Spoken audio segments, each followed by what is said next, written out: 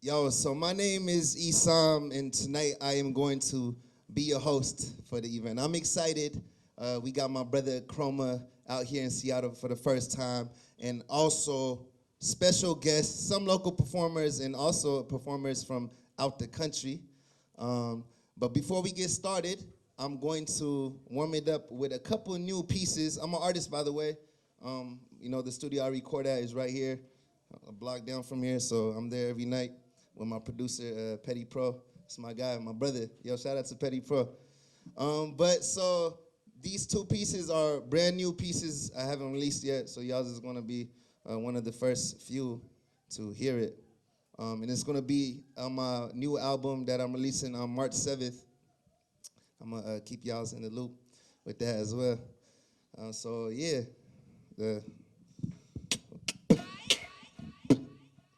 yo, this one's called Do the Most. It goes, yeah. Before I'm down in my grave, I'ma keep grinding till all of my family straight. Feel like I'm playing chess, my fate is defined by the next move I made. Caught in the crossroads, in between heaven and hell. I done took L's, but I bounce back still. Only time gonna tell who really bout it. For the ones claiming the real, some people change out the fame, money and power. I can never do the same. I done see friends the foes, caught by the murder. For a little bit of change, my city is grieving. Innocent kids taken over by demons. One side turning two sides. All bullets made it even. Turning on religion for your set. Out here committing treason. I could care less what you rep. We still the same color bleeding. We've been through highs and lows, but we can't know sweet without bitter. I got this fire in my soul that keep me going through the winter. I put my trust in a lie, never be trusting a lie. They kill my brother. If I won't die for what I do, then what is the point of the words that I utter? Lately I've been moving ghosts, yeah. Trying to get butter and toast, yeah. I'ma get back to the hood, yeah. Say the least and do the most, yeah. Say the least and do the most, yeah. Yeah. We gon' say the least, but we gon' do the most. Yeah. Coming from the bottom, never boast. Yeah. Lost some of my brothers that we go. I said lost some of my brothers that we go. Yeah. We gon' say the least, but we gon' do the most. Yeah. Coming from the bottom, never boast. Yeah. Lost some of my brothers that we go. I said lost some of my brothers that we go. Yeah. Heard my brody break it down, we chopped it up about the vision. Hear that message when you listen, keep the hating in the distance. Gotta keep your circle smaller than a penny. Got some homies I call famine, I'ma tell you it ain't many. Yeah. Heavy foot up on the gas, don't stop for anyone. Need some money in the bag so we can split the funds. We pull up to the block, don't need any guns. We got hands, Muhammad Ali, don't get stung, yeah, yeah. Don't brag, don't want no evil eye. Mashallah, you know we got it, we gon' be alright. Yeah. If we don't got it, we gon' get it. We started with it little, then we flipped it. We gon' say the least, but we gon' do the most. Yeah. Coming from the bottom, never boast. Yeah. Lost some of my brothers, then we go. I said lost some of my brothers, then we go. Yeah. We gon' say the least, but we gon' do the most. Yeah. Coming from the bottom, never boast. Yeah. Lost some of my brothers, then we go. I said lost some of my brothers, then we go. We gon' say the do the most. Yeah. It's funny, some events, you know what I mean, they're more suitable for turning up. You know, this one is more calm. You know, we got to chill, relax a little bit. You know, you got elders. And shout out to my pops. Where my pops at? My pops put out, that's my dad right there. You know, he's in the audience. Shout out to him. And my mother right here in the audience. They came out. Shout out to them. And shout out to all the beautiful faces, you know what I'm saying, that came through to the event. If it wasn't for y'all, then this event wouldn't be, you know what I mean? So I'm going to perform one more piece for y'all. Actually, are y'all feeling, y'all want one more piece? All right. Are y'all going to show more facial expressions for this one? Or is it going to be another one of...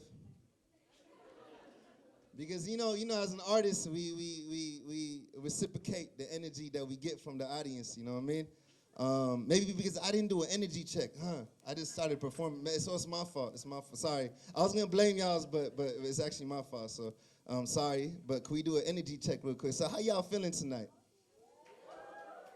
Yeah, and energy is low. I got thumbs downs.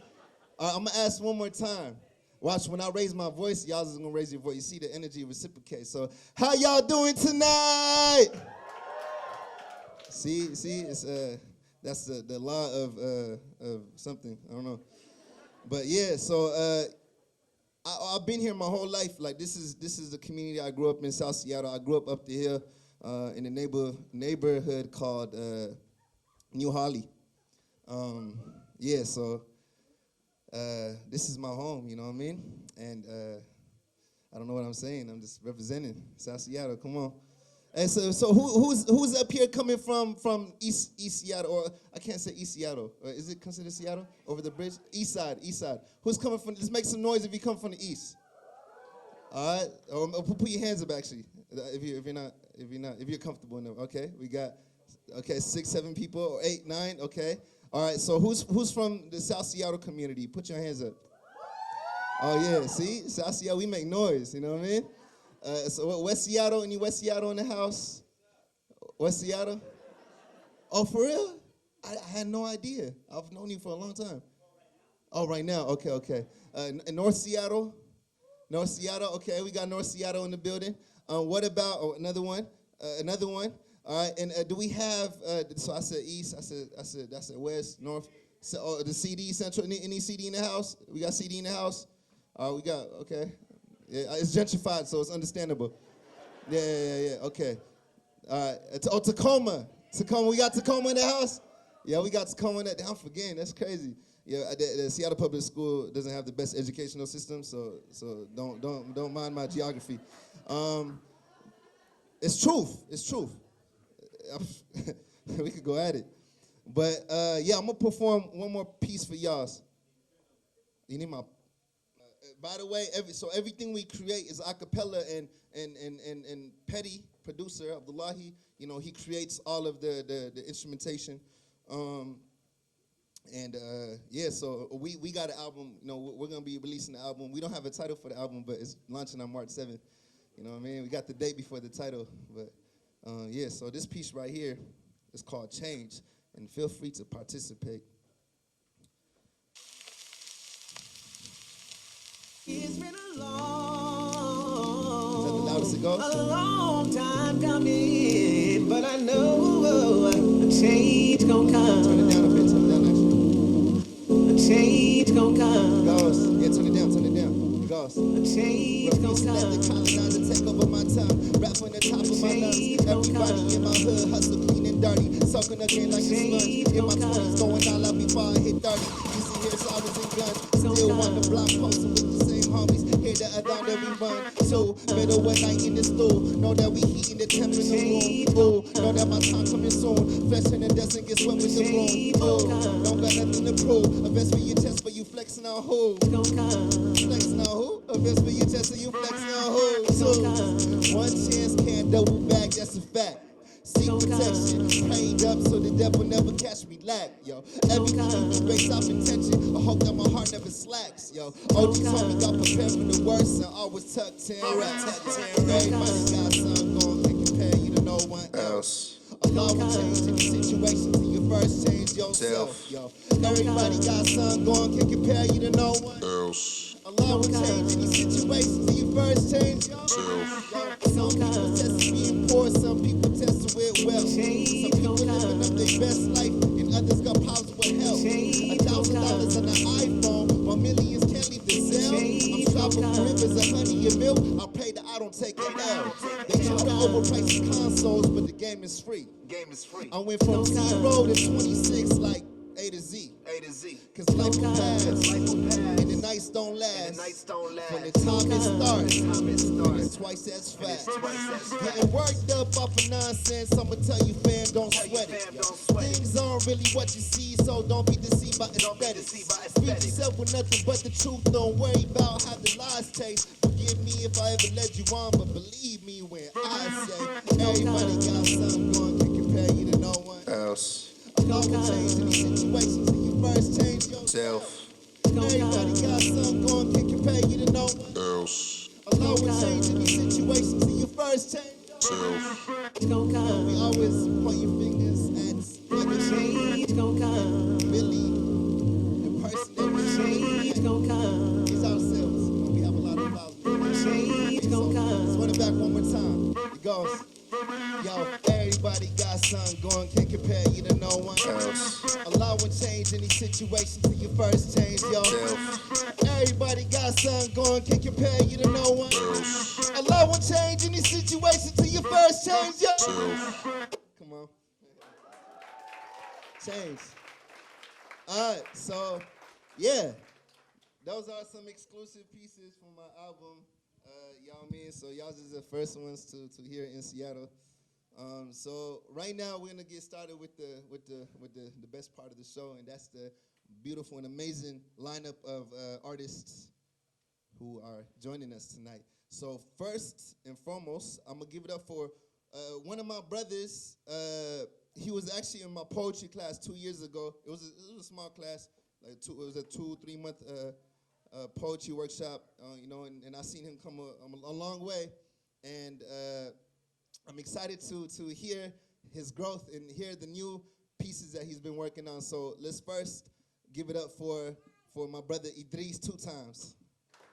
That's Idris 2 times on Instagram.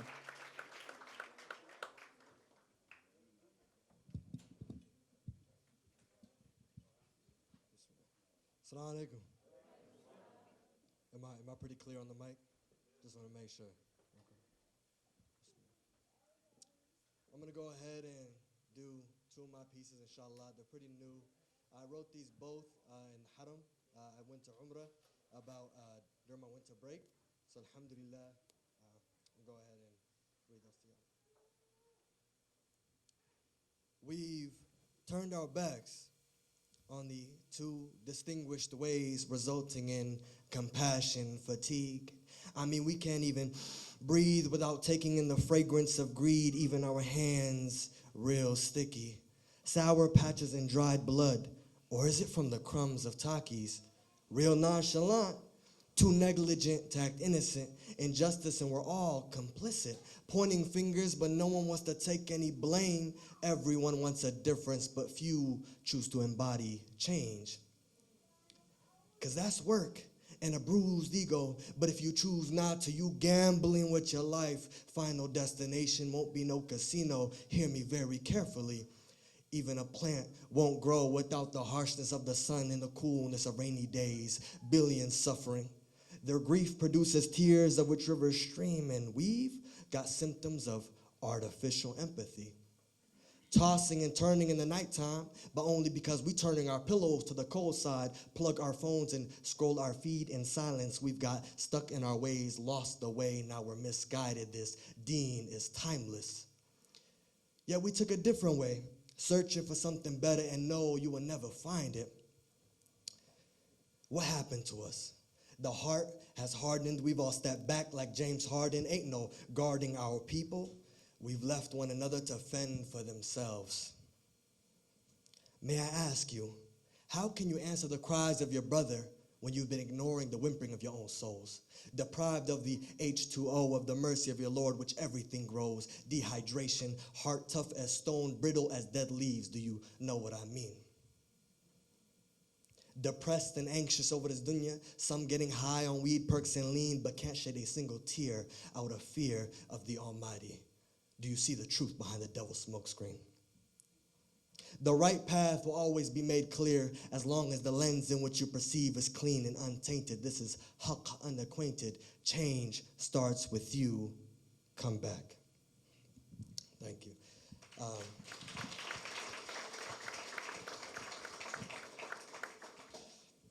This other piece, a lot of people, it's just human nature. A lot of people, when they get on this, on the Deen, a lot of people, they get momentum and they start to look down on others. And a lot of people feel like they feel left out. And so this poem is dedicated to acknowledging that this is a shared and it's a collective struggle, okay? I'm gonna go ahead. Shared struggles. You're not alone. This a team. Dunya, this life ain't nothing but a drill. We'll be gone in a blink of an eye. Like the suicides when coach had us running and the bros I was running behind couldn't keep up, so we would do it again. Something like do or die. Strong as the weakest link. We're struggling with salah, struggling with tawheed, unwavering belief in Allah, but yet we don't put time aside to contemplate over speech the Holy Quran. Just some Arabic on the tongue and nice recitation, but the art of reflection has gone. The words of our Maker and the remedy to our diseases, we're doing what he's displeased by to appease people who are misguided, blind, leading blind, and the guide we close our eyes to. They screaming, haram, halal, man, what's the big deal anyway? Made a friend of the devil, yet you will never find comfort in his ways. Looking to relax on beds made of thorns, be ready to get pricked, but some are quick to blame our Lord. See his bounds we shouldn't cross, or else get mixed in the fitna. Not playing ball, but best believe you'll fall like you got your ankles took. Start limping your way back to God, he'll put some ice on it, and get to know the ones you claim to love, and you'll fall in love and follow the prophet the way a father is followed by his son. Thank you.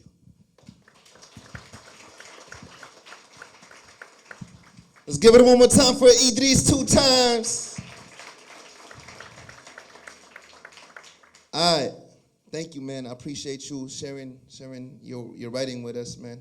Much love, man. Beautiful. All right. So next up, we got, I'm a very unprofessional host, by the way. You know, people usually have a list, right? You know, they go through their phones. Me, I just, I got it in here, but let me think. Who should go next? There's a lineup of a couple of people. We got like two, 3 other performers. All right, so next up is one of the dopest poets in Seattle, hands down. You know, one of the 2 Oromo performers that'll be performing tonight. You know what I mean? How you doing? You good? You ready? All right, let's all give it up for Amina. You want a mic stand?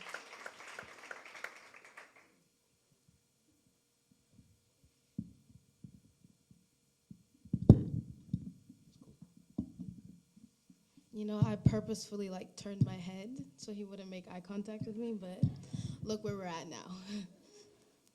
So, I'm one of those poets that read off their phones, so don't mind that. Just look at the pretty case. I have a new poem that I wrote today.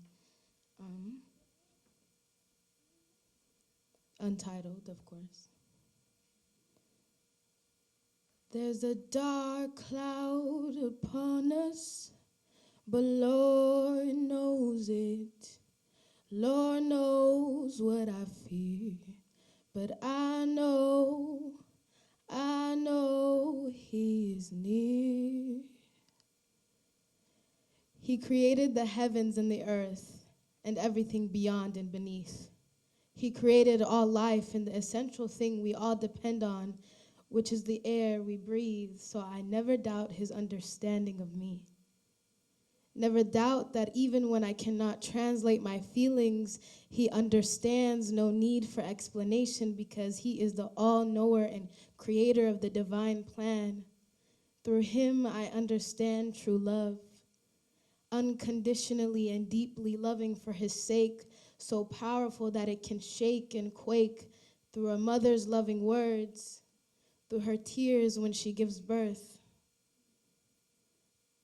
And the process of feeding from her, living through her, through the hard earnings of a father, the pain between his joints, through calluses and blisters and all the pain and responsibilities, that father who never fails in seeing the point, the bigger picture. Their lips utter poetic prayers without an ounce of vain, so that on that special day they look up and they see the extending shade. It's all for the children, they say. So they teach their children how to love Him and pray. He created evil to give meaning to good, and evil lingers in the hearts of the weak, those who do not love Him enough, so they hunt on the children and do unspeakable things that are so grim. Yet the hearts of those who mourn understand that this is what's meant to be, blanketing them and keeping them cool and meek. They are coming for us.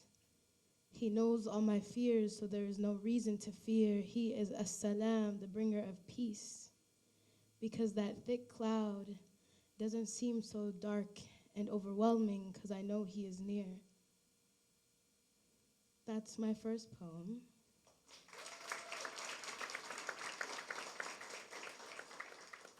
And ironically, I shared this poem at an event last year, a couple of days after Trayvon Martin's birthday, which is today.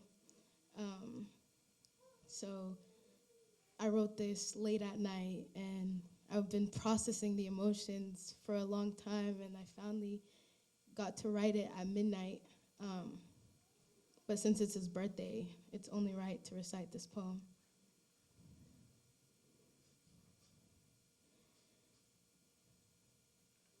We live in a world that is so cruel. Kids can't get home safe from their schools. We got mothers crying over tombstones. Another one gone, there's no safe zone. Streets feel cold in the summer without the footsteps of my brothers. The streets feel cold in the summer without my brother staying posted getting sunburned. Man, you would have been 25 years old. Reminds me of my brother, who would have been 25 years old as well, lost your life because you were black and your beautiful black skin was seen as a threat. A man who embodies weakness and is the spitting image of coward shot you and hid behind self-defense. You were a son. You are a son. You are a brother, and no cheat of a man could take that away from who you are. Robbed you of your soul and your flesh from your loved ones, but you're still loved. The love did not die like it died in the hearts of that fool who murdered you. Your story held a certain magnitude, just like your black skin. You're a king, a young man who had a future ahead of him and a night of relaxation over a pack of Skittles and a nice Arizona tea. This coward lived in a gated community, yet he felt the need to step out and protect himself for the most harmless person of this world, a child. Added to the statistics, you never made it to your high school graduation. Never made it to your first day of college. You never made it to your 18th, 19th, 20th, 21st, 22nd, 24th, 25th birthday. And the list will go on because someone robbed you from ever feeling your mother's embrace and your father's embrace. This person who felt the need to take that away from you while you were running. They said you looked like you were on drugs, but the only thing pumping through your veins that night was fear because someone was following you in the night.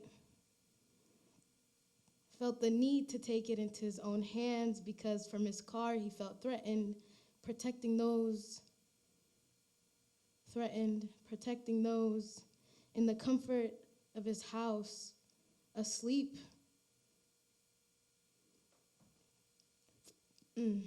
Felt the need to take it into his own hands because from his car he felt threatened, protecting those who were at home in the comfort of his house, in the comfort of their house, asleep from a potential risk that will never make sense to me.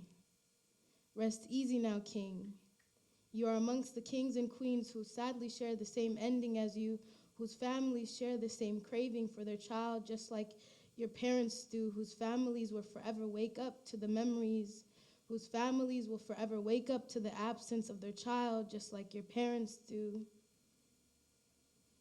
My mother met your mother at her book signing. They embraced each other and cried with each other over the shared understanding of what it felt or what it feels like to have your own son murdered during the night. Alone. You see, you will forever have this connection to me. You will forever have this imprint on my life, and your story will always touch my soul and penetrate my heart. Your mother's tears and my mother's tears will forever ring in my mind because their pain is still radiating through silence. And their love still whole and far bigger than us. Happy birthday. Because you deserve a happy birthday, and you did deserve it. Every year. Thank you. Sorry, guys. That got very muddled, but thank you.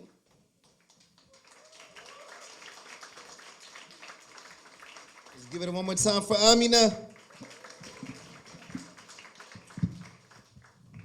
Thank you, Amina, for sharing. All right. So next up, we got one of the members of Wasat. I'm not good with position names. I just know people as their names. But yeah, this brother is dope. I remember he put me on with a reading like 5-6 years ago when I was interested in poetry. I'm not going to talk about my whole journey right now, but there was a point in time where I was interested in trying poetry out. Obviously, it never worked out because I'm not doing poetry no more. But he introduced me to a reading called Real Key, a letter to a young poet. And ever since that letter, it changed my life. Like I read that letter at least 100 times within the past few years. And it was pretty much about a young boy asking a famous author in the early 1900s to critique his work. And then the famous author responded, and he was like, if you feel like you can live without writing, then walk away from it forever and don't look back. But if you feel like you need writing in order to breathe, it is the air in your lungs, then continue on this journey and don't let any outside source of energy affect the growth that's happening, from within. And you see in a lot of the theme in a lot of people's pieces, a lot of it revolves around the trauma they've experienced in their lives, and it's definitely something that helped me on my journey. It helped me give me an understanding of my emotions, right? And help me navigate through life. All right, so I would like to thank you for that. So let's give it up to, we're gonna give it up for Baraka Blue. Come on.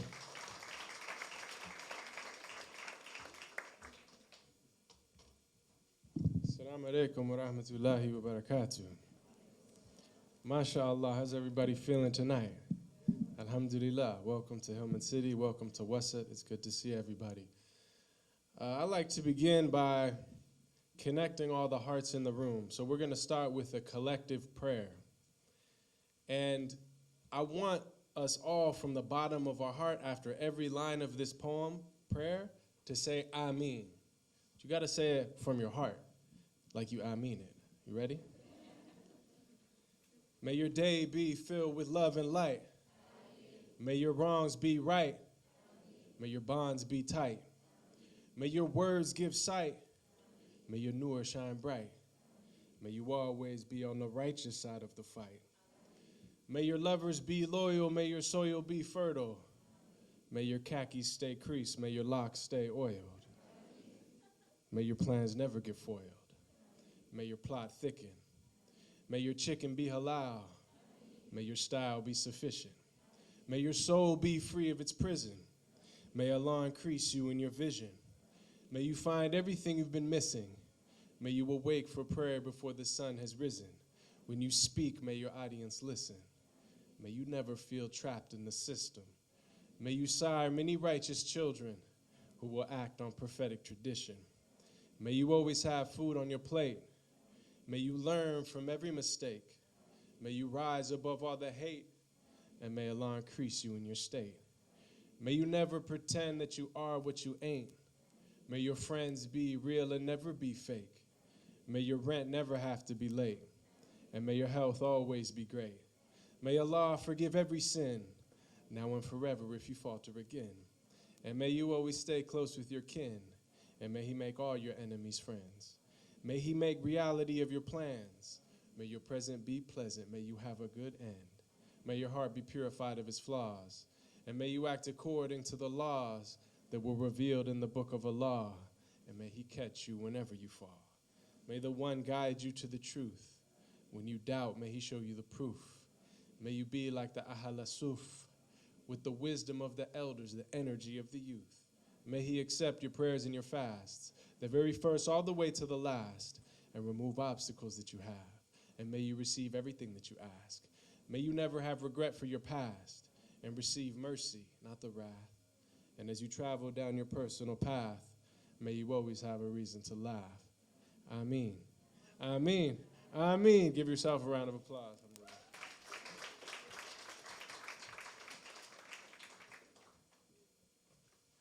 Allahumma salli ala Sayyidina Muhammad wa ala ali Muhammad.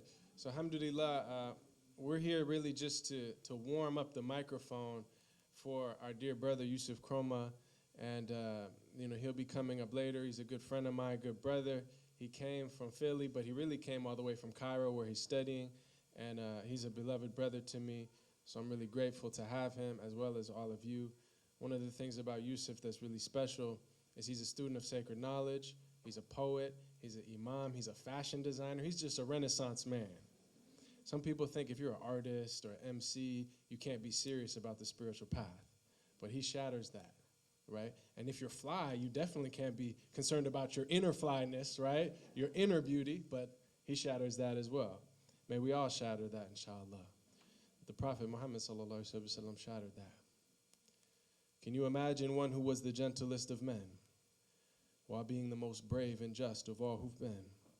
One who conquered all desires of self that make men weak, who granted all who asked him precisely what they seek, whom only jewels poured out his mouth whenever he would speak, who was the gem amongst the stones of men who shined unique. A selflessness and generosity that some would say was merely myth until they'd seen the lovers of his way, who used to mend his sandals and used to patch his clothes, who used to serve his family whenever he was home, who had a noble shyness, not gazing long upon a face, who honored all he ever met, be they king or be they slave, who always found himself at home the most amongst the poor, who never angered for himself, but only for his Lord, always just, always truthful, conscious of the one, even if it brought discomfort to himself and those he loved. A satiated stomach his whole life was rarely felt, not due to poverty, but preference of others to himself, who knew the time of day by sun and the direction by the stars, who would walk amongst his enemies without a single guard, devoid of any lower self, just humble and serene, eloquent but not verbose, just precisely what he means, whom all within his company felt light and sacred cheer, whom there was not a thing within creation that he feared, who loved to play with children and run races with his wives, who would join the festivities and honor customs of all tribes. When people yelled and lost their cool around him, he was calm, who asked forgiveness for his enemies, even as they did him wrong, who kept a goat he'd milk himself for people in his house, whose wives, when asked about him, said he was the perfect spouse, who never looked down on a pauper or flattered once a prince, but called every soul unto the one without even a flinch. Every single gorgeous trait of character he had, of noble lineage, yet he was the orphan of his clan, one imbued with wisdom and piercing inner sight, yet he was the unlettered one who would neither read nor write. All knowledge and trait of character unflawed were placed inside his being directly by Allah. The way to salvation and triumph after death, to detachment and joy in life with each and every breath, to walk the righteous path and never falter come what may, and may Allah give us success in following his way. They call him El Amin, the trustworthy, the honest, and we call him beloved, our master, Mohammed. Thank you. All right. I want to thank Essam for hosting, and I think it's really beautiful that Essam brought his mother. Welcome Essam's mother. Everybody give it up for Essam's mother. Do we have any other mothers? Raise your hand if you're a mother. Alhamdulillah. Alhamdulillah. Give it up for the mothers, mashallah. I see some people feeling left out. So raise your hand if you're a child of a mother. Alhamdulillah. Give it up for all the children of mothers. That's all of us. Alhamdulillah. So, there's so many hadith of our beloved Prophet ﷺ about mothers. We all heard them, that paradise is beneath the feet of mothers, that the rahim, the womb, is derived from the name Ar-Rahman, and that those that connect to the womb, i.e. who honor their family ties, then Allah will connect to them. And those who sever their family ties, Allah will sever from them. So there's so many important things about the womb itself in our tradition. And so inshallah, I wrote a poem for mothers, and this is especially for all the mothers here, as well as all the children of mothers. To those mothers who buttered sandwiches, and lit love's lanterns when sweet dreams turned to nightmares, and cloaked us in radiant safety net, bear hugs under covers, and sacrificed many a night's sleep like a coat over a puddle, so our pillows stayed dry, and evaporated tears when we would cry, and smiled at the crowd and smiled at the clouds till they bowed gracefully to a blue sky. To those mothers who allowed faces to hide in pant legs when we were shy, from strangers or neighbors or distant family members who just came to say hi, and who explained with true amazement the transformation of a caterpillar to a butterfly. To those mothers who read books over and over again till she could just about noose Dr. Seuss. But when that please, mommy, please, eyes plead, mouth squeeze, chubby cheeks, gap teeth, her heart melts and she reads. Just one more time. And those words become sweet in her mouth because that warm ball of innocent trust in her curls up on her shoulder, and she knows no sound sweeter than hearing him breathe. And when that breathing gets deep, she looks deep into that glowing innocence, and her heart weeps with overwhelming mercy, for she is accessing the feeling nearest to God a human being can experience: love, unconditional mercy, compassionate love, true, selfless, gentle, life-giving, soul-cleansing, spirit-raising love. For all those mothers who buttered sandwiches and taught young boys in a society so sick and deprived of love to love, and taught young girls to find love deep within themselves, and watered seeds to full-grown flowers, unfolding petals gracefully in concrete habitats, and old rusty ramshackle shacks in any desert or countryside, anywhere and everywhere that mothers butter sandwiches, or split coconuts, or make curries, or milk goats, or steam rice, or warm bottles on stoves, or in microwaves, or hang clothes on lines in the sunshine. This is for those mothers who raise children to be lovers, and let young'uns hog all the covers, who go to sleep last making school lunches, and wake up first making breakfast and assembling outfits, who struggle and strain and bear the pain and don't complain, but smile.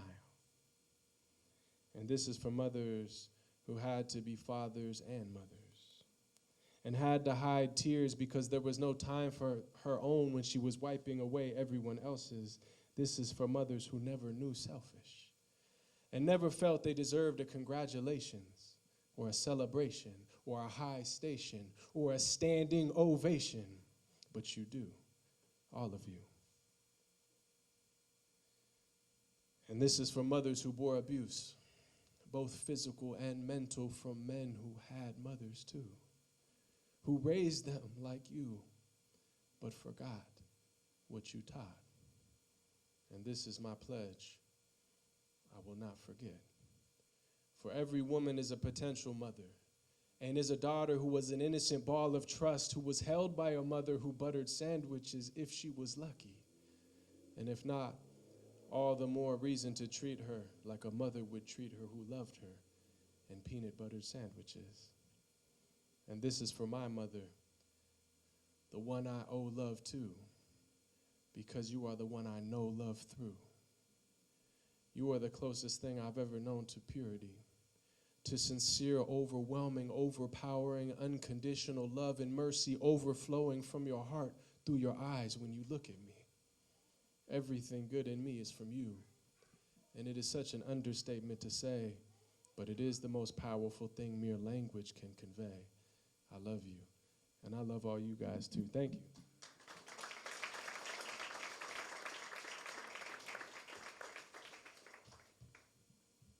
Shout out all the ummies. That's an insider. If you know, you know. Yeah. But anyways, hey, thank you, Baraka Blue, for performing. Let's all give it up for Baraka Blue one more time. You know, the beautiful part about this week is there is an event every single day. Today, tomorrow, I'm gonna let y'all know what's going on. Today, tomorrow, the 7th and the 8th. The only bad part about that is I have to be at every single day. That means I cannot wear the same clothes. It is what it is. But let's not think about tomorrow yet and focus on what's going on right now. So next up, we got an amazing, inspirational person who is the host of the Boona open mics in Renton. In Renton. I told you I was not good at geography, right? But let's all give it up for Salwan.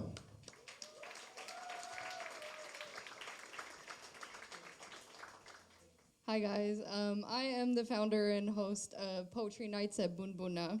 It's an event that I created to give writers of color a platform to showcase their art. It's bi-monthly. The next one will be on February 29th, so please join us. Here's a little taste of my work. This is a poem that I wrote on a 14-hour layover, and I kind of just thought about all the things that I love, so here it is. It's called What Do You Want, Salwan? I want to feel the warmth of the sun against my skin, to see it glisten like it's made of gold, to feel the wind slow dancing in between my curls. I want to twirl in a field of lavender. I long to smile with all my teeth and feel the coolness of waves splashing beneath the bareness of my feet. I want to watch sunset and flowers bloom and breathe fresh air from the windows of my living room. I want to read my books and watch my curtains flow while listening to saxophones and trumpets blow. I want the colors of my vegetables to blend, an aroma of food that smells like it's heaven sent. I want to burn sandalwood and hear Friday recitations to stain my palm with the darkest of red on Eid and other special occasions. I want to live in the twinkle of your eyes, to feel the pulsing of my veins whenever I see you smile. I want to hear the sounds of my grandmother reading Quran at night while the moonlight forcefully protrudes through the crevices of my blinds. In the morning, I want to smell Boona roasting. Hear the ding of bread toasting, eggs getting beaten, oranges squeezing, kamoon mixing with food. I want an ambiance, a mood. I want to replay my blessings instead of mindlessly counting sheep. I want to replay these moments each night before I go to sleep. Thank you.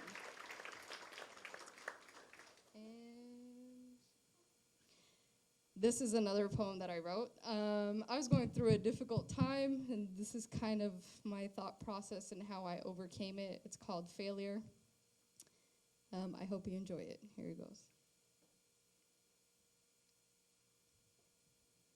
I could hear its footsteps approaching my curb, the sounds of it forcefully knocking on my door.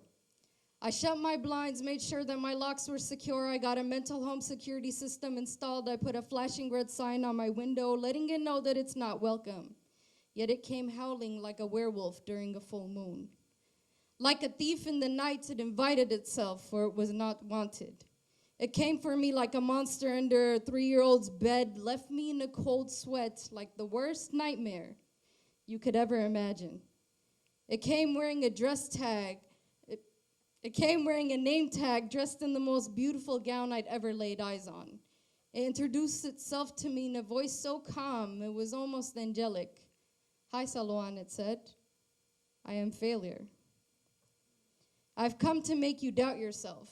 The raging currents of the universe have aligned so that we can meet and fall in love like the blue and white Nile. I've come a long way to meet you. I've been waiting for the perfect time.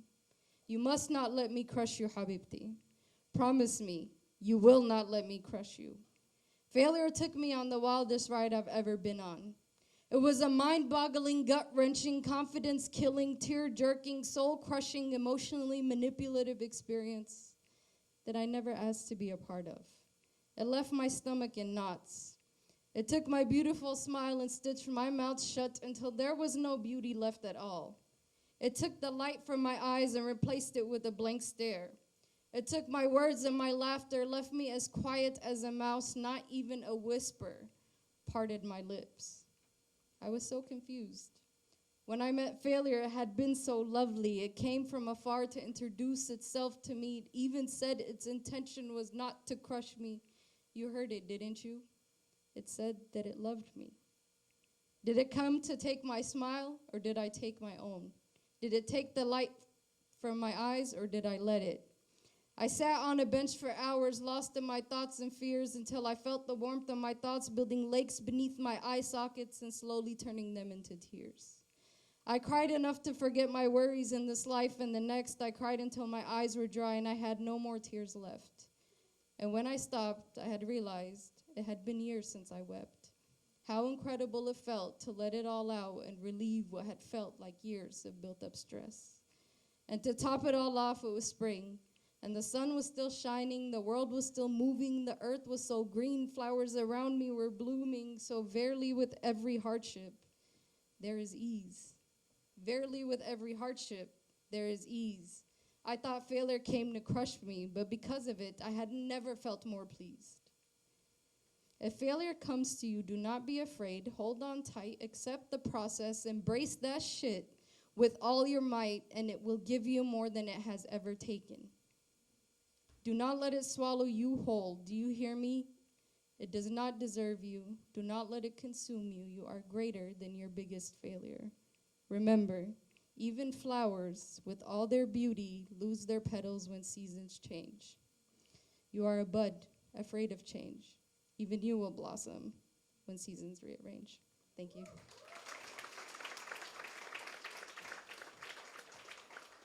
Give it one more time for Salwan.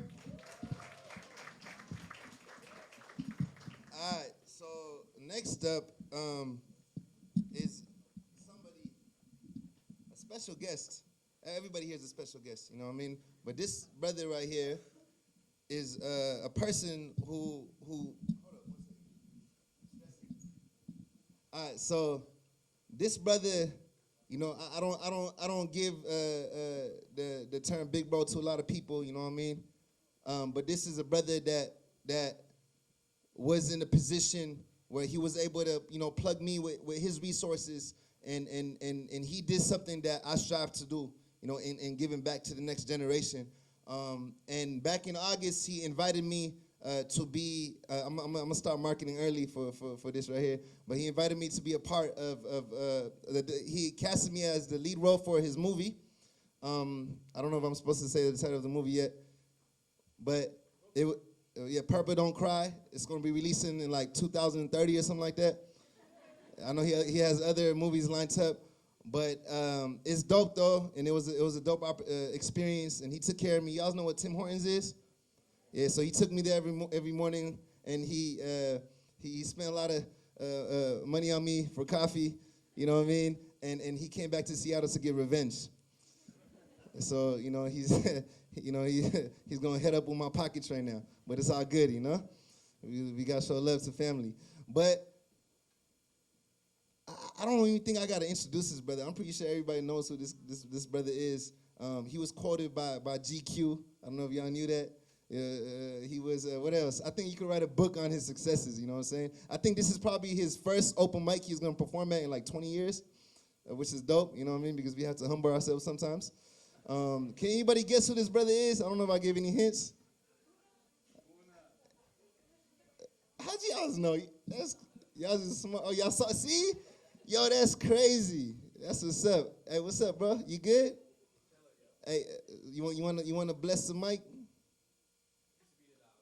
Okay, yeah. Hey, let's all give it up for Boona Mohammed.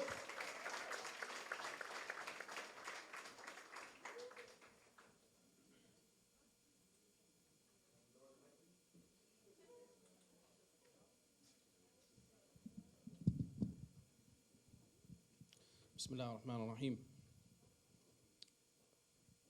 In the name of Allah, the most beneficent, the most merciful. In the name of the one whose names are so beautiful, so suitable to begin. Every syllable is for him. Al-Khalaq al-Insan, creator of mankind and jinn. Every noun, verb, and synonym I dedicate to him. He who taught mankind the names of all things, and so to begin, all praises to him. To be or not to be, your being is still for him. For he is one, with no father or son, and the only one worthy of your prostration. I seek refuge in Allah from the accursed shaitan.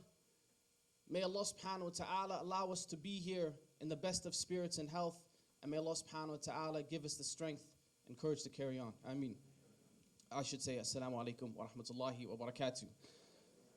I think that was the worst salam I ever heard. Let me try that again. Assalamu alaikum wa rahmatullahi wa barakatuh.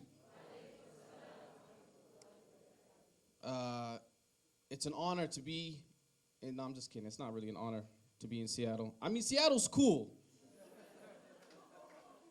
But is this the only season you guys have or what? That's it? Subhanallah. It is miserable outside, man. I'm thinking, what is going on out here? Allah. Sister's right, mashallah. I like Seattle. I like the community. I like the vibe here. And, you know, I like Essam, mashallah. He's a good young brother. He said, I've been doing this for 20 years. How old do you think I am? How old do you think I am? Black don't crack. You'll never guess. You'll never know the truth. It's cool. I mean, you know, it's funny because on the way here, like he's been telling me a lot about the city. And we shot a film together in the summer in Toronto.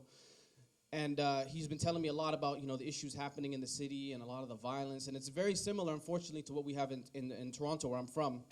And he kept telling me, he's like, you know, somebody got shot here, somebody got killed. I'm like, fool, why are you driving me here? Why are we here? This is a dangerous area. Do you know I'm a national treasure in Oromia? Do you know that? Where's my Oromos at? Any Oromos here? O Block, there we go. You don't know about that? They don't know about that. That's a gang call in Oromia. That's how we, what's up, fool?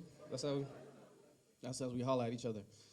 You know, it's cool, wallahi, because I do a lot of events and I don't really get a chance to do as much spoken word as I'd like in the past. You'd be surprised. In the past few years, I've really been focusing more on filmmaking, which to me it's a completely, you know, different outlet, and I think it's so needed, especially in the Muslim community, to tell our own stories and to have these platforms and create opportunities to, you know, share our message. And I actually have a screening for my film, Righteous Sinner. It's tomorrow. Where? Does anyone know? Where is it? University of Washington. At what time? At 7. At Alder, it's called Alder Hall? Alder Auditorium. You'll find it, inshallah. Just follow all the hijabis. Just follow all the people walking in one room. So tomorrow, inshallah, if you get a chance, come out and see my film. It's called Righteous Sinner. It's a film that's based on a very, you know, it's based on an ancient Islamic tale of Baraka the monk. But I think it's, you know, we did a modern day adaptation of that story, and I think it's a really important film. It deals with a lot of very interesting topics. And then Friday, I have another event with a nonprofit, a charity called Araha. It's called Slam for the Horn, and it's a spoken word event featuring myself, another brother named Ammar al-Shukri, and another brother named Alaku, Somali brother who came from DC. And that is where? Damn, I don't know nothing, bro. It's in Renton? Is that far from here? Are we in the hood right now? You guys gotta take care of me, bro. If I get shot, just take me to Vancouver, though. That's all, I just want healthcare, man. I don't trust you. I don't trust you guys, bro. You're gonna let me down. It's at, Carco Theater. Does that mean anything to anyone? All right, then. Inshallah, we'll see you there. Carco Theater in Renton, inshallah. But yeah, I'll share one piece. I don't want to take too much time. We have my brother Youssef, who actually Youssef was in the film as well, which is funny because we're all reunited again. The three amigos. Oh, yeah, it's not really like that, but it's cool.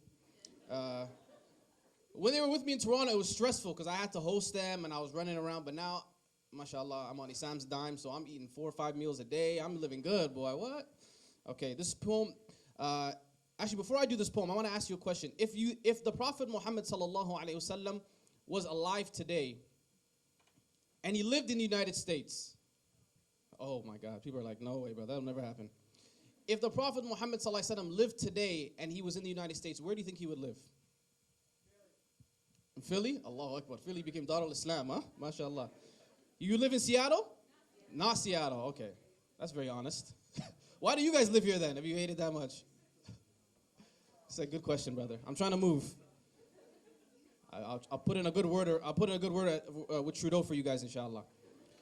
Where do you think he would live? Where in the States would he live? Utah. That was random. Mexico? Michigan. Mexico is a part of the U.S. too? Damn. Where do you think he would live? D.C. Why D.C.? Allah. To get rid of all the shaitan. That's the best answer I ever heard, man. That's amazing. If the Prophet Muhammad sallallahu alaihi wasallam lived today, what kind of car do you think he would drive? Honda Civic. Allahu Akbar. That was quick. What do you think? Toyota Corolla. Corolla Sunnah. Allahu Akbar. Everybody loves Corollas. Corolla, Camry. Right? Some of you be driving that, what is it? Caravan. Right? What else? What car do you think he would drive? Or would he drive a car? Will he just walk everywhere? Take the bus? Did you guys take the bus? There's a long trip there on the bus. How would he get around? What do you think? Bicycle? In this rain? Sabotage, man. Come on. Helicopter. Allahu Akbar. Oh, yeah. Helicopter is too soon. No. It's too soon. No. That's too soon. No. We don't want to talk about no helicopters right now. If the Prophet Muhammad sallallahu alaihi wasallam lived in a home, what kind of home do you think he would live in? A hut. Why are you doing that to my Prophet? A hut. A split level? Oh, yeah, he had a bunch of wives, you're right. Now he'd need a few houses then. What kind of house do you think? I mean, would he live in a mansion? Would he live in the projects? There's ikhtilaf now. You see this? Everyone like, would he live in the hood? What do you think? In the hood? He'd be living with the poor people. Okay, you can make an argument for that. If the Prophet Muhammad sallallahu alaihi wasallam was with us today, do you think he would have social media? Why do you say no? And then you all have social media. That means you think social media is haram. Why do you have it? Do you think, okay, look, so there's levels to social media, right? Some social media are more shaitan than others, right? Would he have, do they still use Black Planet? They don't use Black Planet no more? Only me and you, Black Planet. He just say, what? Oh man, I am old, damn. You guys don't know about Black Planet? All right, that was a different world. MySpace? No? Just me and Tom, they're the only people left? What about Twitter? Would he use Twitter? Would he use Snapchat? No. You are disgusting, man. Snapchat is, so everyone agrees and unanimously Snapchat is the shaitan of apps. What about Instagram? He would use Instagram? No. Allah, look at that. Now, I ask you these things, like, they sound a bit funny. They sound a bit like, why would you say that? But we, in everyday life, if we are to really embrace the prophetic legacy, we should ask ourselves, what would Muhammad sallallahu alaihi wasallam do? Right? They used to have these t-shirts back in the day. I don't know if they still have them. What would Jesus do? Right? We should ask ourselves, what would Muhammad sallallahu alaihi wasallam do when you're put forth with a decision? Right? It depends on, the context. It depends on the time. But there's many times that we should really reflect. And that's, for me, an important aspect of the sunnah that many of us, we leave out of our lives. We don't think about the sunnah in our day and age. We think about the sunnah as something that happened, few hundred years ago. We don't think about it as applicable to our everyday lives. So I wrote this piece. And by the way, just a quick side note. You know, the Prophet Muhammad ﷺ, during his time, he embraced the different advances of technology. So when the Arab at that time, it was foreign to them to send letters, right? He, realizing that this was the only way to communicate with emissaries in different groups, he decided that he would actually, send letters, and he had official stamp made and everything. So I think he would use social media. That was my delil. That's my reason. That's why I think he would use social media. But this is all theoretical. But again, it's important to think about these things because we have to think about how his legacy impacts our lives today. It shouldn't just be about theory. For me, I think practically speaking, we should live our lives the same way he sallallahu alaihi wasallam lived his life. And whenever I say sallallahu alaihi wasallam, feel free to join in. We should never be stingy to send salawat upon the Nabi sallallahu alaihi wasallam. May peace and blessings always be upon him. I'll share this poem with you. It's not online anywhere. This is a Seattle exclusive. Should I do that for you guys? Yeah. I know. You guys deserve it, wallahi. Weather's making you miserable, man. I feel bad for you people. Wallahi, akhi. Oh, man. Okay. This poem is called Prophet Amongst Us. If you're not careful, the media will have you hating the people who are oppressed and loving the people who are doing the oppressing. The fact that Islam gets so much press today is like a curse and a blessing.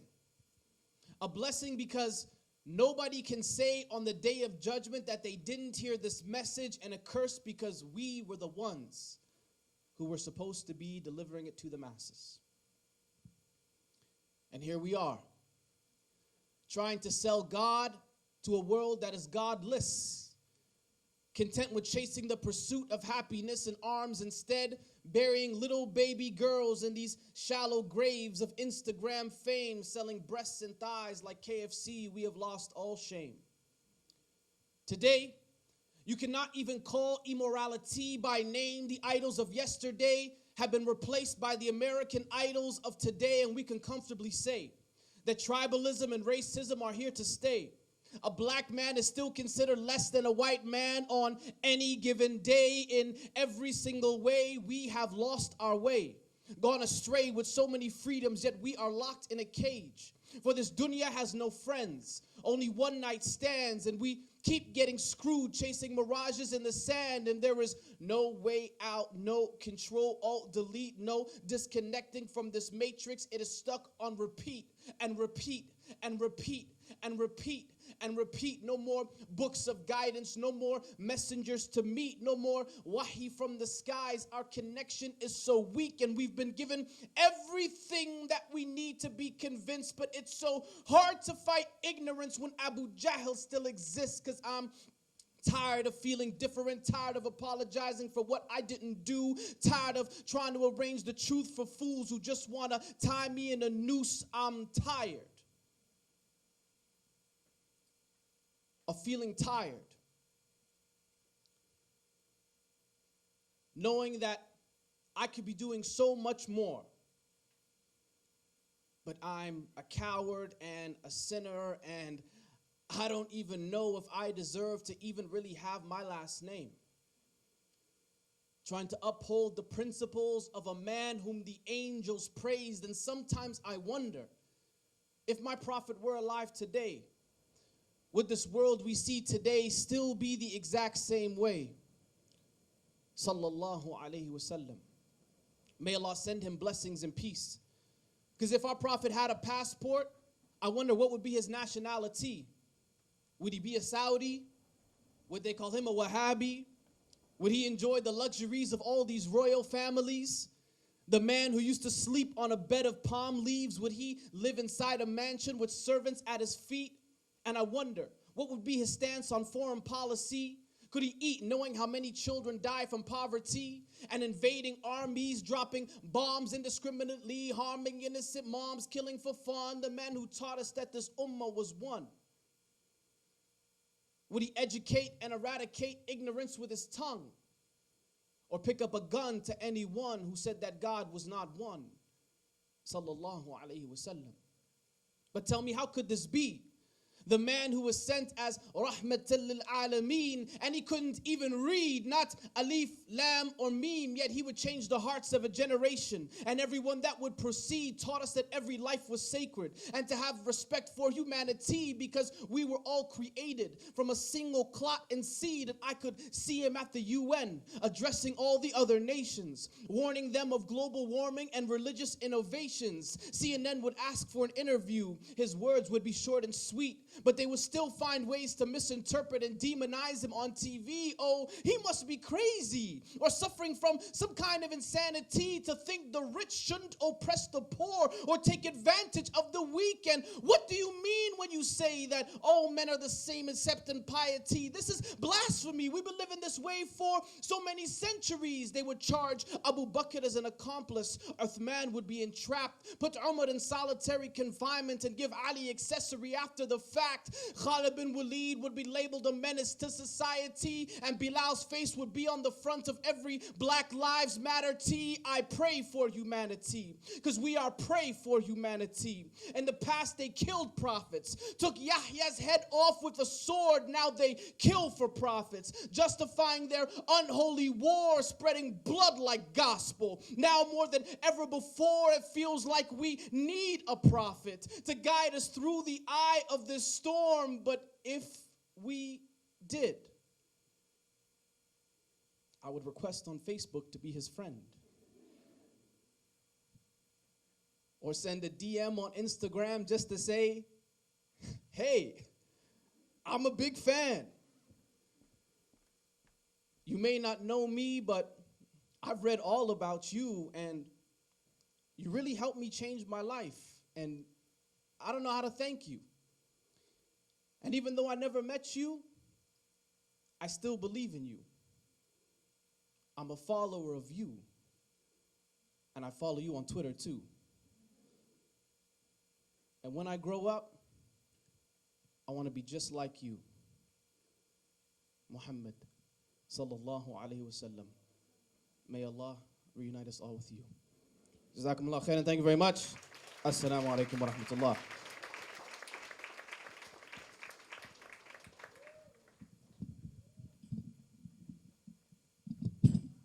Let's give it up for Boona Mohammed one more time.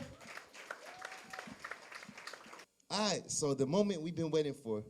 So brother Youssef Kromah, Baraka Blue already gave a beautiful introduction about him earlier, but I just wanted to talk a little bit about, you know what I'm saying, just my relationship with Kromah. I met him 2 years ago, or like almost 3. Was it okay? I'm 26 now. 24. I met him when I was 24, 2 years ago, and I met him the same week I met my biological pops. So it's kind of interesting. You know what I'm saying? I met him out in Egypt through one of my friends, another poet named Ibrahim Zabid.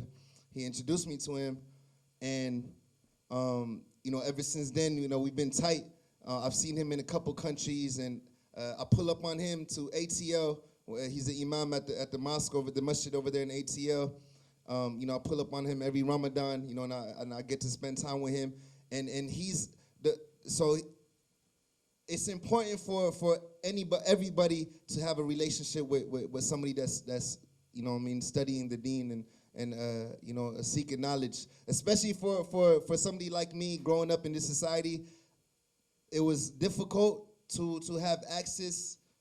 Not because it wasn't there, but because there was a barrier, like a mental barrier, like a spiritual barrier, because of the environment I grew up in. I became a product of my environment, so I didn't really have the opportunity to seek knowledge of the religion, you know, and I've learned what I needed to learn, right? So I'm thankful to have a brother, you know, like Kromah to help me, you know what I'm saying, throughout my journey, throughout my spiritual journey,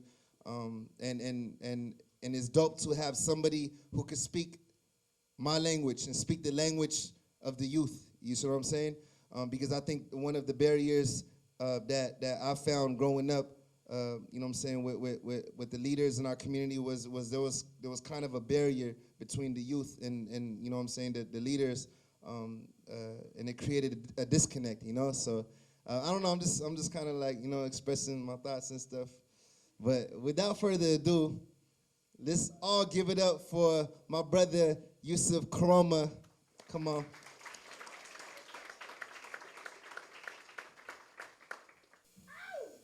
That's what I'm saying. Who did that? That's my guy back there. That's the kind of energy I need tonight, right? So you guys have one job to do tonight, right? And it's to be lit. You guys do that? Yes? I'm not playing. I came all the way from Cairo. I've been traveling for years, right? I was sleeping at Essam's house, and then he woke me up. I didn't know where I was. It was like Star Wars. I was like, where am I? All right? It's crazy because I was in Senegal, from Senegal to Cairo, Cairo to JFK, JFK to Philly, Philly to Vancouver, Vancouver to Seattle. Yes, I love you guys, like, for real, right? Love is a verb. It's not just talking about it, right? So I'm here. So you guys have one job, which is to be lit. Can you guys be lit? Yeah. I'm gonna see. So if you hear something that you like tonight, what you're gonna do, right? I'm gonna drop a line, right? And I need you guys to make pretend that this line is the dopest thing you ever heard, right? So ready. Roses are red, violets are blue. That's not it. That's not it. That's not it, right? I need you to act like your favorite sweet grandmom that makes you pies, right? And soup and wipes your nose when you're snotty, right? That loves you so much. If she was up here doing a poem, how would you treat her? Oh, you guys don't like your grandmas, huh? That's a shame. Okay. If your favorite person was out here, whoever your favorite person is, right? And they said, roses are red, violets are blue. You guys don't like people, right? I think I'm with Boona. I think it's the weather. I don't know what it is in Seattle, man. I'm going back to Toronto, man. So yeah, these guys have one job to do, all right? That's cool? Bismillah ar-Rahman ar-Rahim. Allow me to introduce myself. My name is Youssef. That's Ya to the wild scene. Fa, Mujahid like Yasmin. Yeah, a young shab with mad Deen. And I can give you Baraka straight to Yasin. Blessed. And if they ask about self, tell them I'm bow tie fresh, but in my N-O-I-N-O. My second resurrection brethren waiting on a memo. I'm out composed Taj at my back up on the tempo for the sake of what is karma hand whispers from the jinno. Tenfold, God gave me the strength to walk upon the light, but devil want me doing endo. Told that sucker N-O. Gave that sucker punch of power of a Kimbo, but slip. Oh shoot, counter punch upon my chin go. Down son of Adam is forever super sinful. Got an envelope in the mail red. Scholarship to tempo. Seen the winking eye, wow, Illuminati symbols. 100K in student loan sticker for your window. College educated, but can't even pay your rent though. You know what I mean? Student loans. It's like the means don't justify the end, so after Charlie Mack, I'll be the second out the limo like, yo, take this demo, listen to this intro. Poet under 30, getting 30s cause my pen dope. Now that I'm on fire, everybody watch me kindle. Brothers give me dap and the sisters give me dimples, it's funny. They wasn't with me shooting in the gym, so I'm all about my Urkel and Lil Winslow, get it? Family matters, I do it for my kinfolk. For them, I get the paper like a customer at Kinko's. And oh, they like my lingo, to pour from say my dingo, to Keduma Arabiya, the language of the gringos. Must be the reason I'm seasoned everywhere the wind blow. Must be the reason they're grieving everywhere I enter like, oh, you fresh to death. Yeah, I thought you knew that. No? Must be a new jack. I'm the cool cat with the cool cap and the Kohans and the suit rack. When I step in, like, who's that?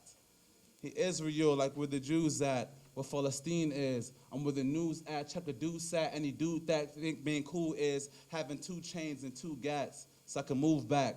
I'm where the youth at. Now put that wherever you keep your truth at. Inshallah. I'm gonna check one more time, right? That's like my flex piece, right? It's okay to flex. You guys, who knows that it's okay to flex? See, no, you guys don't. I have a problem with that, right? I really have a problem, right? The inside, I don't even have inside pants pockets. Wow, pants pocket. Who said that? The devil was a lie. That's crazy, right?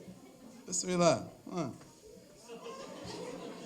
Okay, yeah. So the problem I have with you guys, right? Not you, but your cousin and them, is that we can see the beauty in everything. We see the beauty in the mountains and the oceans and the seas and in Allah's creations and the skies and say, MashaAllah, that's so beautiful. But then you look at yourself and say, there's something wrong with me. Right? It's so easy to see the beauty in everything else but yourself. And that's not religiosity, right? It's not religious to look like a bum, right? It's to, some brothers like looking real mustard stain on their thobe, on their jalabiyah, right? Kufi is all ashy. And it's like, this is the sunnah. Don't feel attacked. I'm not talking about you, not y'all, your cousin and them, right? You know what I'm talking about. You know what I'm talking about.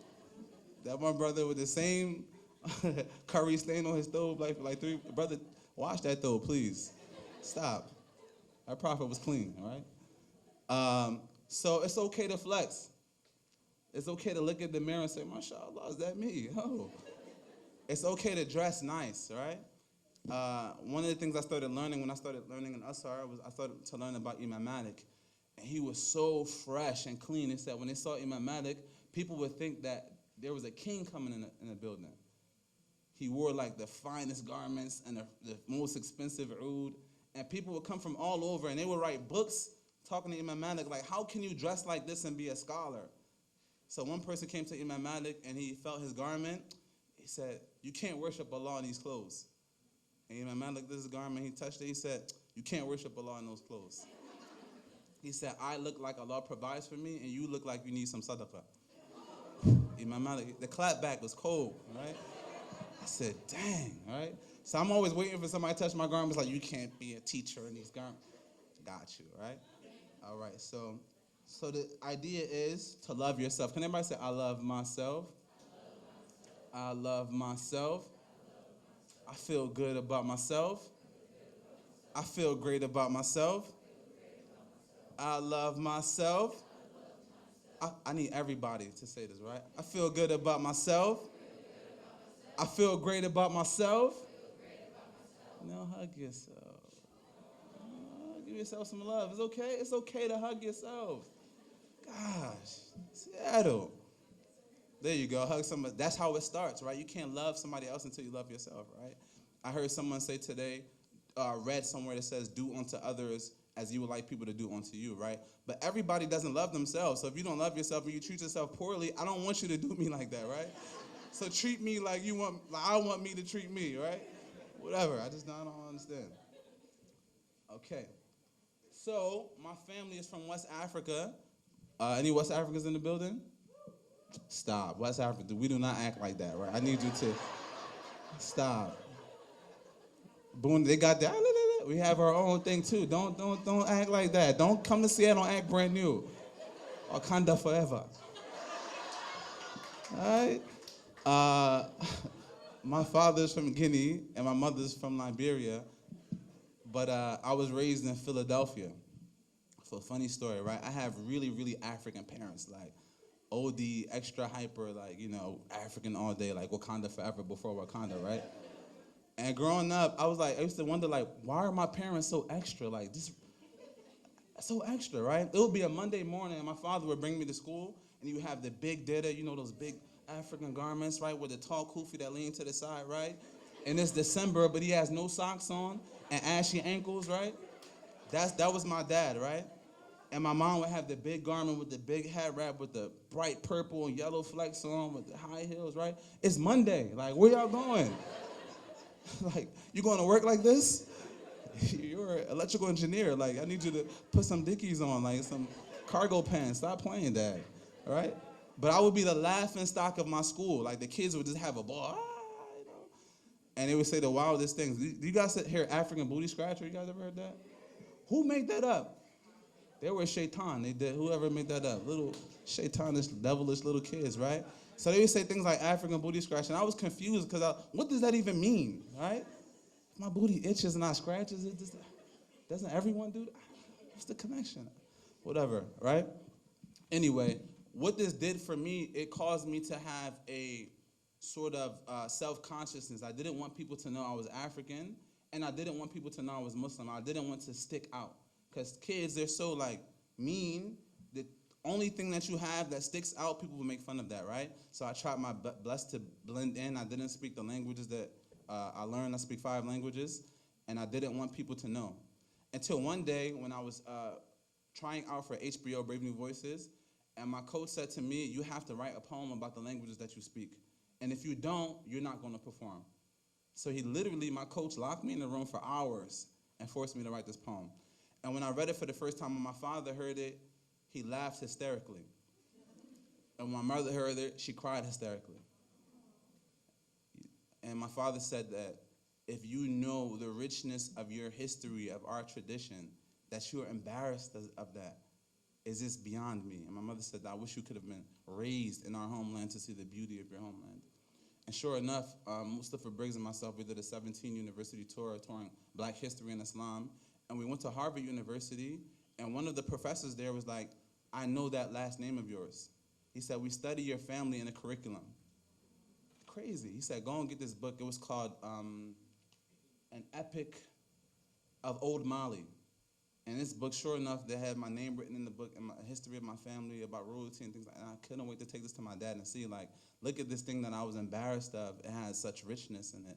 So up until today's day, I continue to study Timbuktu and Mali, some Jetta Keita, and learn about my ancestors and where I come from.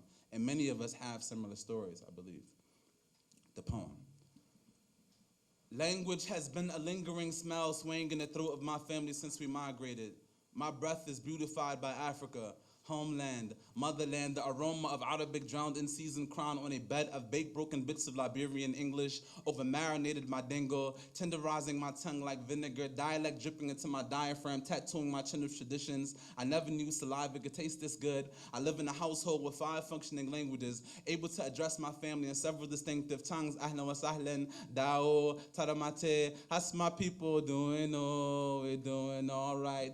Decades of indigenous beliefs, rituals, and customs wedged between my teeth like cassava. I was born like a walking translator. My pyramid-shaped brain trained to decipher expressions like hieroglyphics. This English will be the death of me. This English is toxic as vodka, contaminated my taste buds. Marhaba kaifa anta slowly became hello. How are you? My mother, a delicate touch of brunette, sun-kissed and embellished in bronze, told me, Papi, remember who you are and where you come from. So my first day of 3rd grade, I greeted my class in my father's dialects. Taramasi, Kodi Youssef Kromah. The classroom exploded in laughter. The other kids began clicking and knocking, mimicking sounds that did not belong to my tribe. Hey you, how come you Africans smell so bad? Grimacing at the aroma of fried plantain and fufu on my garments, I began to abhor my lineage. This country of contradiction only wants to steal diversity, cut cultural beliefs into assimilation, generations dismembered like ancestral dialects, lost in translation. It's taken me 17 years to appreciate my languages, to admire the articulation and the rhythms of my tongue, tucked under, meshed over, and rolled into collage of linguistics. My languages create a portrait of me, an African harvested plum tree, Ivory Coast coated smile, black diamond mine eyes with a strut, as if the world was my father's farm, asking, who am I without my culture? Who am I without my heritage? Who am I without my language? Who am I without my Deen? Hollow, without purpose, without meaning, my breath will fumble the sounds of my ancestors. So I remind all of you, remember who we are and where we come from.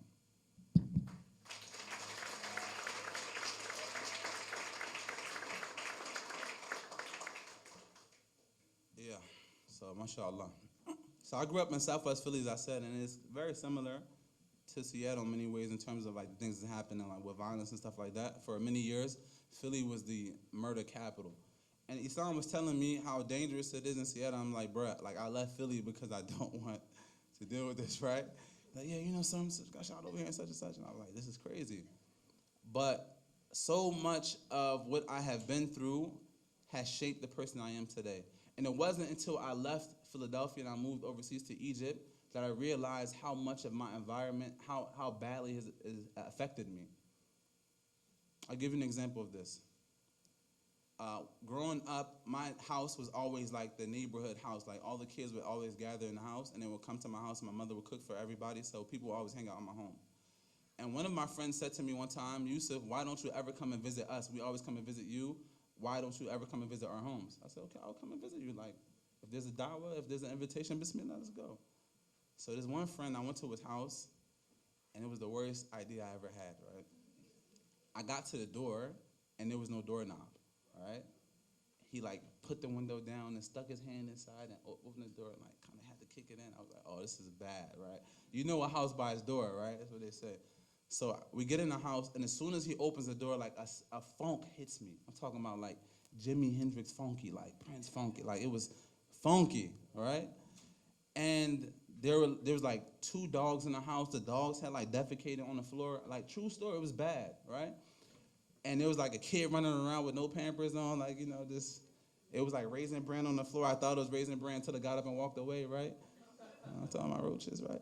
And but that wasn't the thing that perplexed me the most. What perplexed me was that everybody was just in there just chilling, eating chips, you know, watching TV. And I was like, nobody sees what's going on here? You just going to act like this isn't happening, right? But what I realized is that if I were to stay in that environment for a week, for 2 weeks, for 3 weeks, for a month, y'all would come and meet me. I'd be in there funky, like just chilling with the roaches, and we would just all be one happy family, right? So this is what your environment does to you, conditions you, and you become complacent until you get exposed to other things. So I didn't realize how violence affected me until I moved to Egypt. And if you've ever been to Egypt, the Egyptians, they have almost like an aggressiveness in their culture. Like they'll talk to you, yeah, I'm meant to fit, right? So the first time I got there and the guy talked to me like that, popped him, right? What's going on, you know? And he was like, you hit me, I'm Muslim. I was like, yeah, because you were barking on me. Like, he's like, no, we just argue, but we're not gonna fight. We're Muslim. I was like, oh. And I've been there for 4 years, and to this day, I have to like train myself like not to fight immediately when somebody argues with me, right? But that was the condition, the culture I was growing. So like for the first year, I got into a fight at least once a month. This, you know, because of the aggressiveness, I thought that it would mean like fight or flight, like I had to fight. But really, it was just the way they communicated. And I had to really recondition myself to understand that you don't always have to fight for your life. And I was explaining to people, like, you don't have to talk to me like that, because when you talk to me like that, I think that it's going to go down, right? I saw 2 uncles in the masjid one time in Egypt, and they were arguing from, like, 2 sides of the masjid, like, heated, like, screaming from the door all the way over there. And I'm like, and I'm waiting for them to meet. I'm like, oh, this is going to be good, like UFC, right? And they get together, and he just kisses him on his cheek. I'm like, where am I, right? But, yeah, so your environment has an effect on you. So pay attention to that. Even certain places, you'll see even the pigeons and the dogs are mad, right? So imagine the effect that your environment has on you. Anyway, I am one with the one, too woke to close my third eye. The 4 chambers of my heart is a residence of God, built on the 5 pillars of Islam. The 666 wants to push me out the 6 conditions of Iman, till I'm falling from the 7 heavens like my grandfather Adam, fathomed me sinking like an 8 ball for living like I had 9 lives. Now 10 toes down to earth, amazed. When I turned 11, I was already 12 years a slave, amazed by the 13th Amendment. But what they did to our ancestors pales in comparison to what they have planned for our descendants. At 14, Ibrahim was already facing 15 to life. There was no sweet 16s and 16s he would send back and forth through a kite. 17 rakats in a day, praying just to make it to 18, because it feels like Palestine on these blocks. They killed my best friend Nasir at 19, only 20 minutes away from his home. That's 21 shots dispersed in his arms, legs, back in his dome. That's 22 teddy bears decorating a pole. That's 23 black boys dressed in all black, ready to seek revenge for his soul. That's 24 hours of paranoia. The streets are watching, no talking to cops or lawyers. OGs chanting keep it a Goya, the slurred vernacular of the city. For the Prophet, I got my first gun from Mujahid. I was barely in my teens with a 25 caliber pistol tucked into the waistband of my Dickies. Black boys born beneath the sunlight scorn, skin torn, tattered and tatted up, tattoos like war paint plastered up from ankle to Adam's apple. What? They say black boy is always in battle. What? Black boy is always on the brink of death, because death is the only finish line in this race of black boys. What? They say black boy leads in every race besides human. Black boy always be assuming, never comprehending what black boy ain't you always winning. They say you're massaging all these women into misogyny. Don't you refer to all your partners and murder victims as bodies? What? Black boy must be depressed, cause the only few black boys left are sick and dying. Black boy is sick and tired of being sick and tired, but the black boy remedy is a pill to cactus to swallow, swell up in your windpipe. Black boy blows weed, wind light to ease the burden. Black boy get high to escape. Black boy take shots to get wasted, or take shots to get wasted, to get makeshift to the day shifts and the waist lifts, and gunshots leave all of them black boys wasted. Spilled crimson on the concrete basin of black bloods and crips banging beneath the gun blue sky. By God,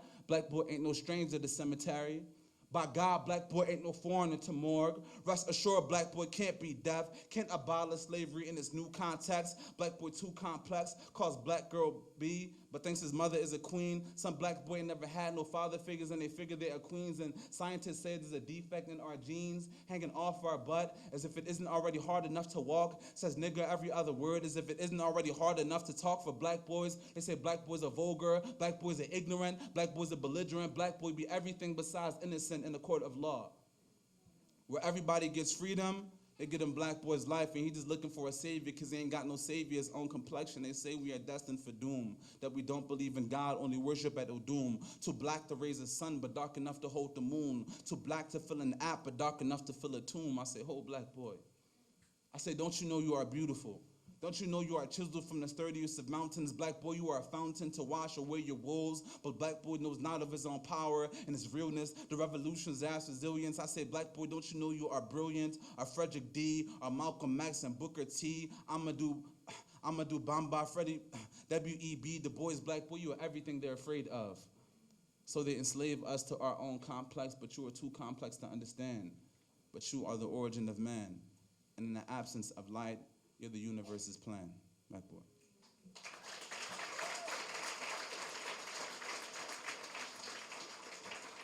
All right, I'm gonna do one more poem, okay? Is that okay? All right. Firstly, I wanna dedicate this entire performance, all of this beauty, to my sweet Ummi over here, mashallah, one of the most beautiful people that you could ever meet. And the Prophet ﷺ said that if you love someone, you should tell them. So I'm telling you that I love you, Ummi. And I pray that Allah connect our hearts in this life and the next. Amen. So this is all this for her. You can thank her for all that's happening right now. You guys want to hear a love poem? I need you to act like you want to hear a love poem, right? How many of you guys ever been in love? Who knows what love is like, right? Stop playing, right? You guys, how'd you all get here? Like, I didn't even know what love is, right? How many people have been in love? Right? Why are people so shy about love? Like, love don't look like, if your love look like this, that's not love, right? That's dysfunction, right? How many people have been in love, right? So none of y'all, right, this whole front row, like, y'all never knew what love, okay, all right. What about y'all over here? How many people have been in love over here? Love is, is love. You can love Allah, love yourself, love something, love your, I'm not talking about Fatima, man. I'm talking about, or Ahmed, right? You don't gotta love Ahmed. You do have to love Ahmed, but not that Ahmed, right? So this is I'm gonna stick to the poetry, I'm sorry. I'm not trying to embarrass Ahmed, right? He said I'm a good brother. I wrote this poem while I was in Whole Foods, right? A few years ago. Whole Foods is inspiration, man, right? Can I be honest and real with you guys? Ahmed said something today. He said the closer you get to Allah, the realer you get, right? Because Allah is the real. I was like, dang. So I'm going to be real with you. I was in Whole Foods, and I saw this beautiful sister walking to Whole Foods, right? I'm not going to lie. I'm going to keep it 100, right? She was in aisle 13, right? And there was something about the way she was picking up her almonds. I was like, yo, like, I got to find her Wale. Like, this is serious. I don't know what it was. Can I be honest, right?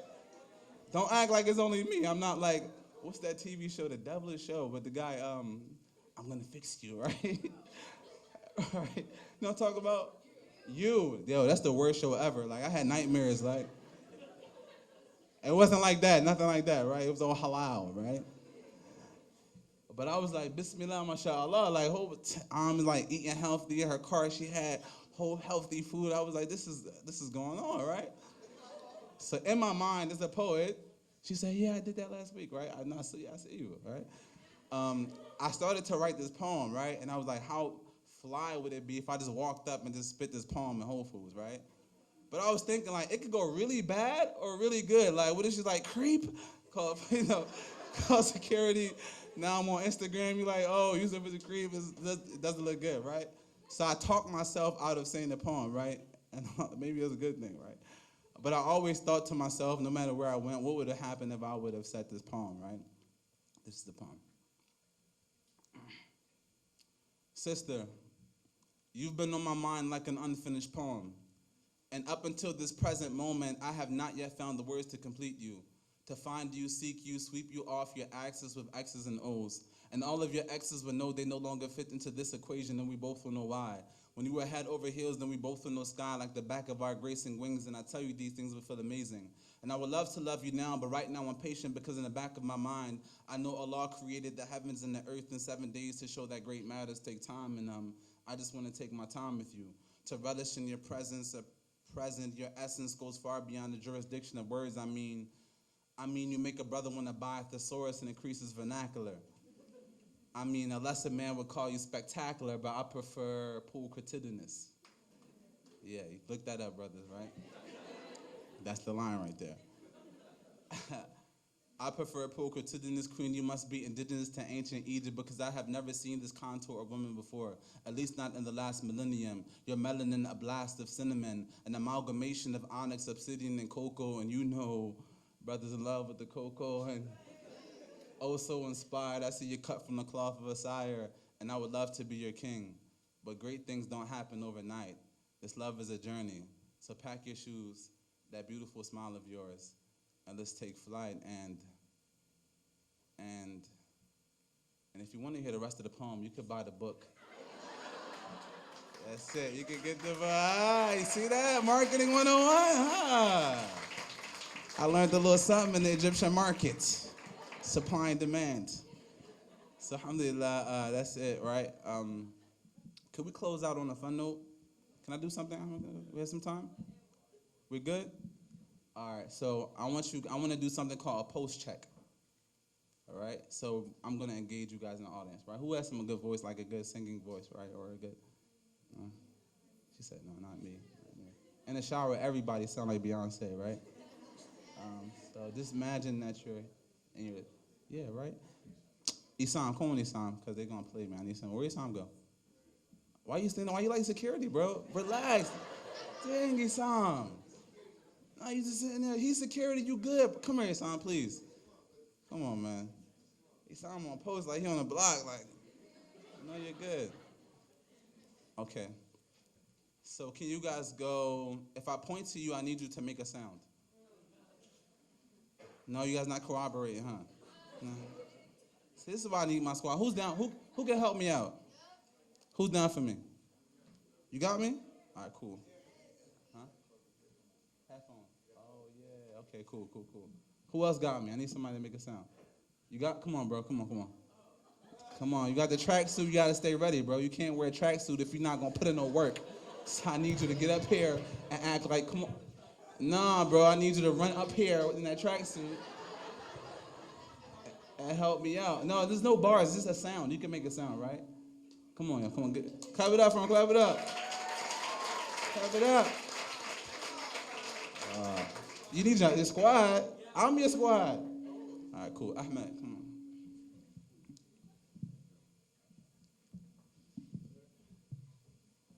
All right, so I need you guys to pick a sound and make it consistently. Boom, ta, boom, ta. Whatever it is you feel, whatever sound comes, speaks from your soul, you can just pick it and go. Go ahead, start. You start. No, you start. All right? Yeah. You want me to like kick a beat or what? No, this, and it could be a beat, whatever sound that you make. Boom, tap, boom, tap. Yeah. You sound, pick a sound. Damn. You don't need the microphone, bro. I don't need a mic? No, you don't need the microphone. I thought it was. Okay. No. I know you like. No, just relax, bro. You can give the sister back the mic, bro. You don't got it. All right. Can you help us out, sis, please? Bismillah, come on. See that? You can always depend on the sisters, man. Always depend. That came from her soul. She was ready, like what? Wakanda, right? All right, got you, sis. All right, so let's go. We'll start with you. Can somebody snap up here? Now y'all all want to snap. No, not you. No, her right here. She got me. No, you good. We good though. No problem. There's no beef. We good. All right, go ahead, sis. All right, go.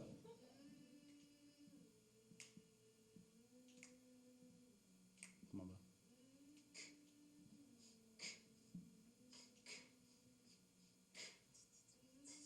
Okay, who else got me over here?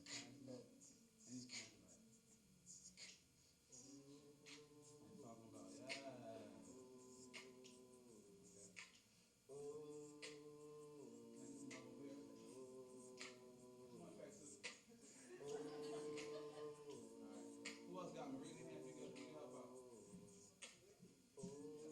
There you go. Who else? Come on.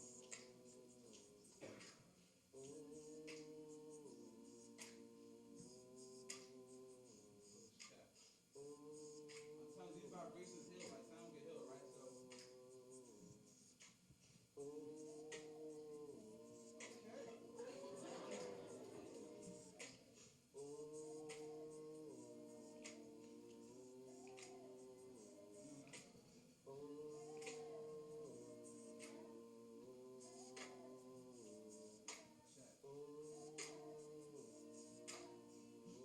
Y'all want to nod your head, y'all want to participate, right?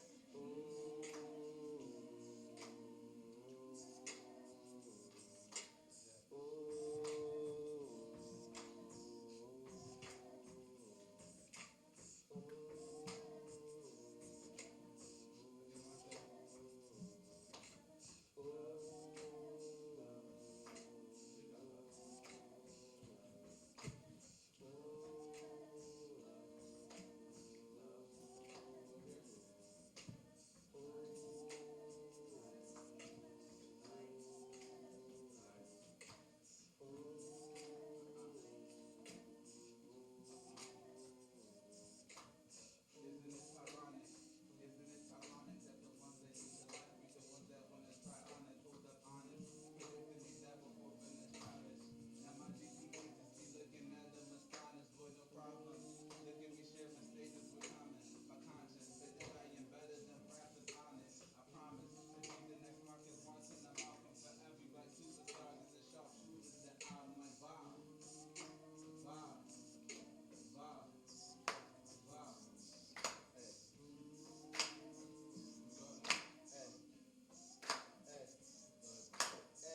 Now for a minute, I've been looking for some inspiration. I got my pen, I got my pad, I write with dedication. You see this poetry, my medication. I ain't a doctor, but I work on patience. I've been reflecting on my life, who I be around. I think it's time for me to ghost. You want to hear a sound? If you want to make a come up, gotta settle down. Protect your soul when you fight. See your last round, and they gon' ask how. And I'ma tell them I deserve this, cause I cuss and a lie, cause that's the first grind and I move in silence. But I'ma tell her how I see it, there is no surprises. Money don't mean you hit the top, cause there is something higher. I'm so inspired, working with these youngins, there is so much I acquire. I don't rock no Gucci, come my goofy and be flyer. I've been about my business, I ain't looking to get higher. Never working for the man, I wear my own attire. Now I'm in the man, I'm always playing to inspire. Ooh. Yeah, ooh.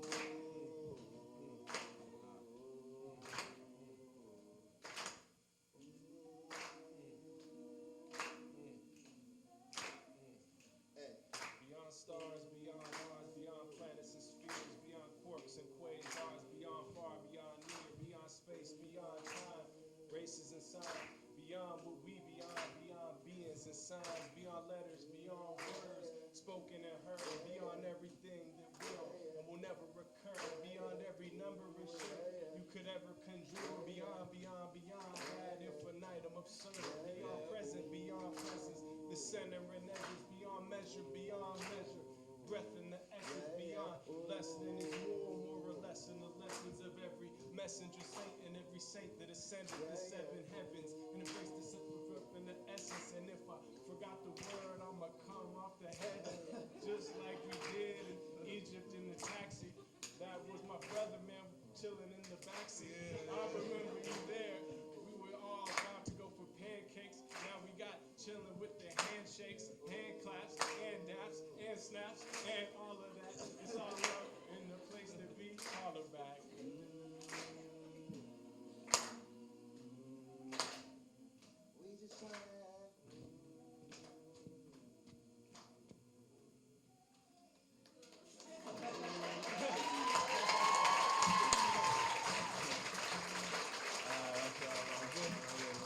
Give it up for Youssef Kromah. Alhamdulillah. So thank you all for coming.